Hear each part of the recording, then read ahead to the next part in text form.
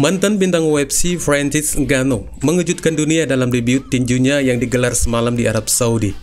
Meski sebelumnya kebanyakan dari komunitas MMA sendiri bahkan tidak memberikan unggulan kepada Francis Ngannou, namun paling tidak Fury sendiri merasa terkejut dengan kemampuan The Predator yang memberikan beberapa pukulan telak kepadanya.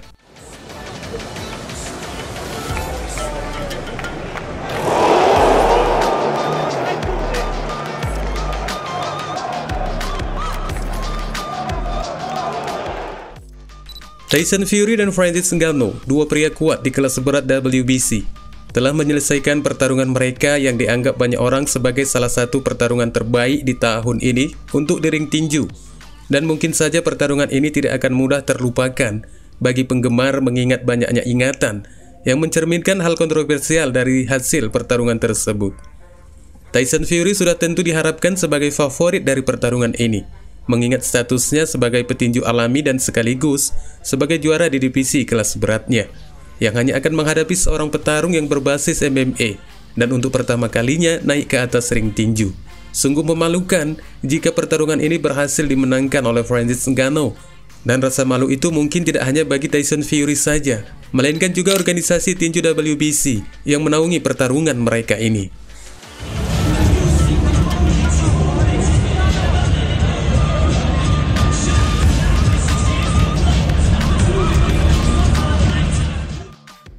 Namun dari apa yang telah terjadi selama pertarungan berlangsung di negara Timur Tengah itu nyaris membuat heboh seluruh penggemar satu dunia.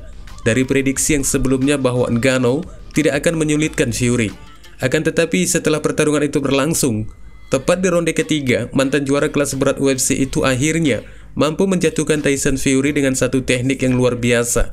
Dan mungkin saja ini membuat juara kelas berat WBC itu masih merasakan kegoncangan hingga bel terakhir berbunyi. Ngannou yang berhasil melakukan knockdown tentunya merupakan poin yang membahayakan bagi Fury, yang dipastikan sang juara itu menerima pengurangan nilai dari dewan juri. Dan hal ini sangat bisa dirasakan oleh Francis, di mana setelah menjatuhkan lawannya, Ngannou melakukan sedikit selebrasi dengan gaya yang terkesan mengejek untuk juara divisi kelas berat itu karena mampu dijatuhkannya. Namun biar bagaimanapun juga, Francis yang dikenal di promosi UFC memiliki pukulan yang mematikan.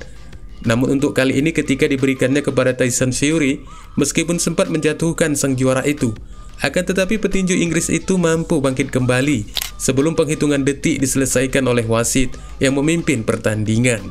Akan tetapi tampak jelas dari bertambahnya rasa keyakinan Francis Ngannou untuk mampu memenangkan pertarungan ini.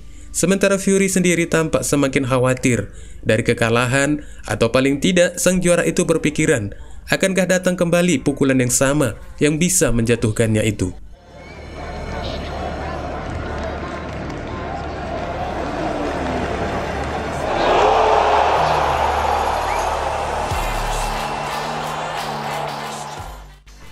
Ya, mantan petarung yang berkompetisi di bawah promosi Dana White ini datang ke pertarungan dengan penuh rasa percaya diri.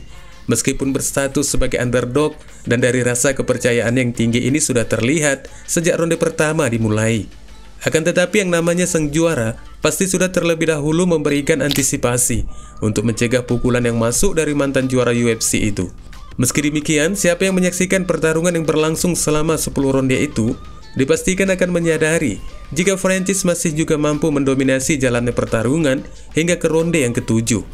Dan sebelum mencapai ronde yang ke-7, mungkin bisa saja dikatakan jika Fury tampak frustasi dari performa permainan Ngannou.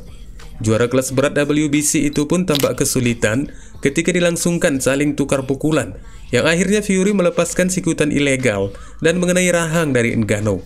Namun apakah wasit memang melihat dari sikutan Fury atau tidak? Buktinya pemimpin pertarungan itu tidak memberikan break, yang biasanya sikutan itu akan dilanjutkan dengan pengurangan poin. Dan anehnya Ngannou juga tidak merasakan keberatan dari aksi sikutan tersebut, yang mungkin saja The Predator masih menganggapnya hal yang biasa seperti yang pernah diterimanya dari beberapa pertarungan MMA-nya. Dan aksi dari Fury ini termasuk ke dalam salah satu yang meyakinkan bahwa penilaian dari skor kemenangan untuk sang juara itu menuju hal yang kontroversial, di mana seharusnya Fury menerima pengurangan skor dari aksi sikutan ilegalnya.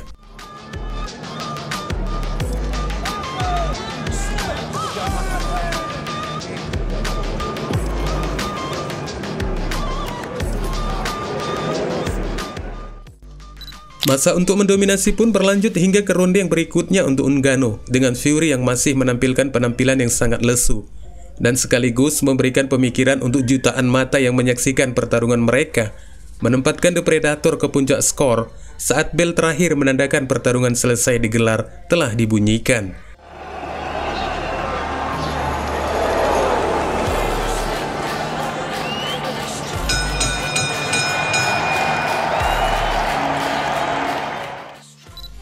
Namun akhirnya banyak rasa kekecewaan yang terlihat di mana sang juara yang belum terkalahkan itu tetap mempertahankan rekornya. Meskipun kita sama-sama mengetahui ada kesan ketakutan dari seorang Tyson Fury ketika pengumuman skor dibacakan, sebelum akhirnya dia mengetahui bahwa kartu skor teratas menempatkan kembali atas namanya dengan kemenangan keputusan mayoritas. Dan menurut statistik lengkap yang dirilis oleh CompuBox, menunjukkan bahwa Ngannou lebih banyak mendaratkan pukulan yang lebih kuat di pertarungan itu, yang menggambarkan bahwa bentuk penyerangan yang dilakukan Ngannou tampak jelas lebih di atas dari bentuk gaya permainan Tyson Fury. Namun dia kalah secara keseluruhan selama pertandingan.